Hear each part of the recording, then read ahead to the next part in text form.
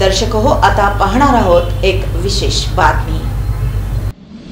सोलापुरात शासकीय अभियांत्रिकी महाविद्यालय सुरू व्हावं याकरिता आमदार देवेंद्र कोठे यांनी सकारात्मक पाठपुरावा सुरू केलाय। मंगळवारी आमदार देवेंद्र कोठे यांनी मुंबई येथे शासकीय अभियांत्रिकी महाविद्यालयाच्या मागणीबाबत मुख्यमंत्री कार्यालयामध्ये मुख्यमंत्री देवेंद्र फडणवीस आणि उच्च तंत्रशिक्षण मंत्री चंद्रकांत पाटील यांच्या कार्यालयात भेट घेऊन निवेदन सादर केलं। यावर मुख्यमंत्री देवेंद्र फडणवीस यांनी सकारात्मक प्रतिसाद देत तात्काळ संबंधित विभागाच्या मुख्य सचिवांना कार्यवाहीचे आदेश दिले। तसंच आमदार देवेंद्र कोठे यांनी उच्च आणि तंत्र शिक्षण मंत्री चंद्रकांत पाटील यांचीही भेट घेऊन याबाबत मागणीचं निवेदन दिलं। यावेळी उच्च आणि तंत्र शिक्षण मंत्री चंद्रकांत पाटील म्हणाले की सोलापुरात शासकीय अभियांत्रिकी महाविद्यालय व्हावं याकरिता मी स्वतः पाठपुरावा करीन। तसंच याबाबत तांत्रिक निर्णय घेणाऱ्या दिल्ली स्थित SITE कडेही महाराष्ट्र शासनाकडून मी स्वतः दिल्ली येथून जाऊन पाठपुरावा करेन, असं आश्वासनही उच्च आणि तंत्र शिक्षण मंत्री चंद्रकांत पाटील यांनी याप्रसंगी आमदार देवेंद्र कोठे यांना दिलं।